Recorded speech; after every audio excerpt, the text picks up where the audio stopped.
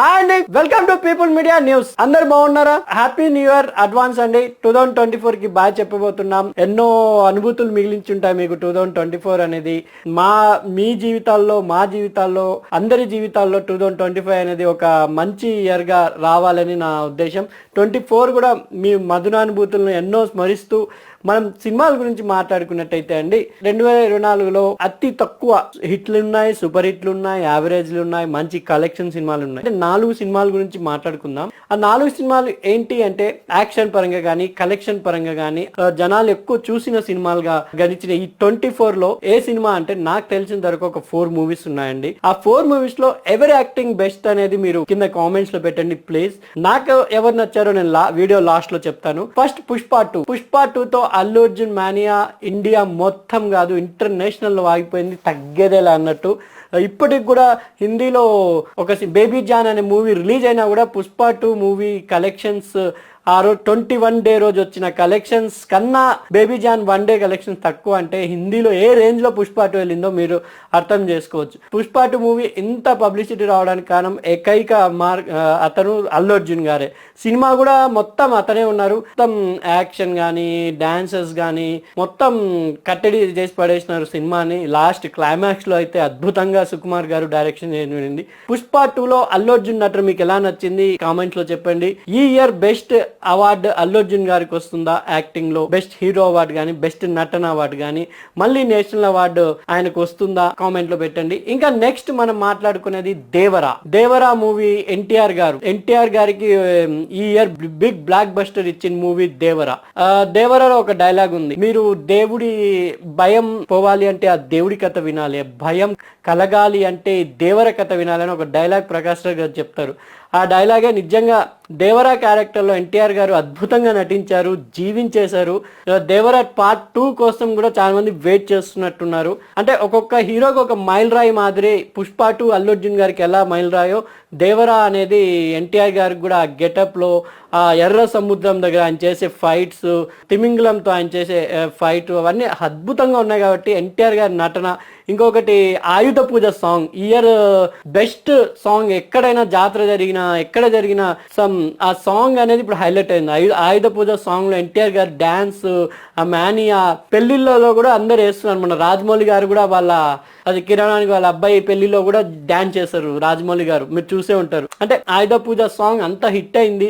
ఎన్టీఆర్ గారి నటన కూడా అద్భుతం.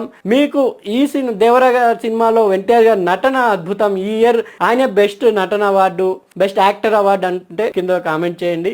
ఇంకొక మూవీ ఏదంటే యంగ్ రెబల్ స్టార్ ప్రభాస్ గారు నటించిన కల్కి. ఇది విజువల్ వండర్ అండి. నిజంగా నేనైతే 3D లో చూసాను విత్ ఫ్యామిలీ.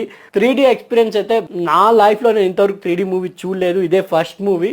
అద్భుతమైన విజువల్ ఎఫెక్ట్స్ తో అమితాబ్ బచ్చన్ గారితో సమానంగా, ఎందుకంటే లెజెండరీ యాక్టర్ అంటే ఇప్పుడున్న వాళ్ళలో ఇప్పటికీ నటిస్తున్న వాళ్ళంటే అమితాబ్ బచ్చన్ గారు. ఆయన ముందర ప్రభాస్ గారు అద్భుతంగా నటించారు.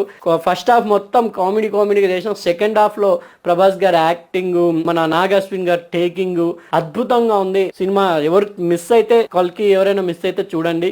అద్భుతమైన విజువల్ ఎఫెక్ట్స్, పిల్లలకు కూడా నచ్చే విధంగా కల్కి సినిమా రూపొందించబడింది. కల్కి 2 కోసం కూడా చాలా మంది వెయిట్ చేస్తున్నారు. కాబట్టి ఎప్పుడు వస్తుందో నాగ్ అశ్విన్ గారు అనౌన్స్ చేసిన వెయిట్ చేద్దాం. దీంట్లో కూడా ప్రభాస్ నటన అద్భుతంగా ఉంది. ఆ ఫైట్స్ గానీ, అమితాబ్ బచ్చన్ తో తగలబడడం చాలా బాగుంది వాళ్ళిద్దరి మధ్య. మీకు ప్రభాస్ గారి నటన అంటే ఈ year best actor award Prabhas గారికి వస్తారనుకుంటే కింద కామెంట్ చేయండి. ఇంకో లాస్ట్ ఒక సినిమా నాకు చాలా బాగా నచ్చింది. అంటే ఇంత పెద్ద హీరోల మధ్య ఒక తెలుగు డైరెక్టర్ మలయాళం హీరోని ఎంచుకున్నాడు అంటే ఆ కథ లక్కీ భాస్కర్ సినిమా నాకు నిజంగా చాలా బాగా నచ్చింది. మీరు స్కామ్ అనే వెబ్ సిరీస్ చూసింటే ఆ హవాయిలు దీంట్లో కనపడతాయి. ఆయన హర్షద్ మెహతా పేరు కూడా దీంట్లో ఉంది లక్కీ భాస్కర్ లో. ఎందుకంటే ఒక బ్యాంక్ ఎంప్లాయీ, ఒక సామాన్యుడు, అంటే తన ఫ్యామిలీని అందరూ చీప్ గా చూస్తుంటే ఎలా చేయాలి, ఎలా ఉండాలి అని చిన్న రాబరీ చేస్తాడు బ్యాంక్ లో. ఆ రాబరీ చేసినాక ఆయన ఇంకా అదే చేస్తూ పోతూ దొరకకుండా ఒక పొగరు అనేది అహంకారం వచ్చేస్తుంది. ఆ లక్కీ భాస్కర్ లో ఒక్క సీన్ ఉందండి. ఎందుకంటే మన చేతిలో ఏమీ డబ్బులు లేనప్పుడు పావుబాజీ తింటాం. పావుబాజీ దగ్గర ఆయన పాపం ఆ పావుబాజీ అయినా మనకన్నా కొంచెం ఒక స్టేజ్ లో ఉంటారు కాబట్టి అవసరం లేదులేండి, డబ్బులు ఎప్పుడైనా వచ్చినప్పుడు ఇవ్వండి అంటారు. కానీ ఒక స్టేజ్ వచ్చినాక లక్కీ భాస్కర్ పావ్ బాజీ మనం తినకూడదు, మనం 5 స్టార్ హోటల్లోనే తినాలని అంటాడు వాళ్ళ అబ్బాయితో. కానీ అప్పుడు హీరోయిన్ చెప్తుంది, నువ్వు అహంకారం పెరిగిపోతే పతనం కూడా స్టార్ట్ అవుతుందని. అది నిజంగా ఇప్పుడు చాలా మంది మీ చుట్టుపక్కల కూడా ఉంటారు, కొంచెం డబ్బు రాగానే ఎగురుతా ఉంటారు, అదే డబ్బు డౌన్ అయితే మన దగ్గరికి వస్తారు సాయం కోసం. అలా సీన్ బాగుంది. లక్కీ భాస్కర్ లో మీకు మన డైరెక్టర్ గారు అద్భుతంగా మన దుల్కర్ సల్మాన్ ని తీర్చిదిద్దడం జరిగింది. ఆయన నటన కూడా అందరికీ మైమరిచేలా ఉంటుంది. ఈ year best acting award Dulquer Salman కి రావాలనుకుంటే కింద కామెంట్ చేయండి. ఈ 4 సినిమాలు నాకు తెలిసినంత వరకు కలెక్షన్ పరంగా గానీ, ఒక పెద్ద హీరోల పరంగా గానీ, సినిమా పరంగా గానీ క్లీన్ హిట్ వచ్చిన ఈ మూవీస్ కాబట్టి ఈ మూవీస్ లో ఎవరి నటన మీకు బాగా నచ్చిందో కింద కామెంట్స్ లో. నాకైతే పర్సనల్ గా పుష్ప 2, దేవరా అండ్ కల్కి ఈ మూడిట్లో పెద్ద హీరోస్ వాళ్ళు అద్భుతంగా నటించారు.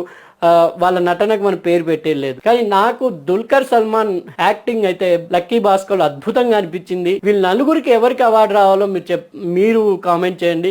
నాకైతే ఈ 4 సినిమాల్లో 3 కమర్షియల్ సినిమాలు, లక్కీ భాస్కర్ ఒకటి ఆయన మేనేజ్ చేశాడు కాబట్టి దుల్కర్ సల్మాన్ కి బెస్ట్ అవార్డు వస్తుందేమో నా అభిప్రాయం.